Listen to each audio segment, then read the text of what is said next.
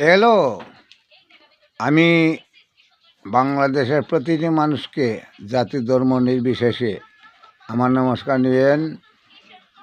এই বাংলাদেশটার বর্তমান যে পরিস্থিতি হচ্ছে, কার কারণে ইনুস শকুনের বাচ্চা কোথা থেকে আসলো, এসে বাংলাদেশের পরিস্থিতির এত ধ্বংস করলো, ধ্বংসের পথে নিয়ে গেছে। বিশ্বের মাঝে বাংলাদেশটা সুনাম ছিল, বর্তমানে বাংলাদেশের পরিস্থিতি যেটা বিশ্বের মাঝে কলঙ্কিত হচ্ছে। আর শকুনের বাচ্চা ইনুস এই বাংলাদেশটা ধ্বংস করার পথে নিছে বিশ্বের মাঝে। এই বিশ্বের মাঝে এত নোংরা পরিস্থিতিতে নিয়ে গেছে।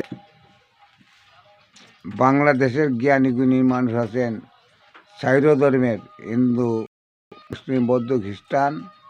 আমি সকল ধর্মীয় মানুষকে নমস্কার জানাই হাজার হাজার, কিন্তু অধর্ম মানুষকে আমি ভালোবাসি না।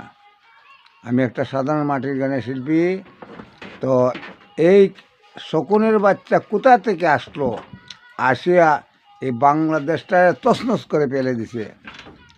এদের বিচার আপনারা বাংলাদেশের মানুষে করবেন।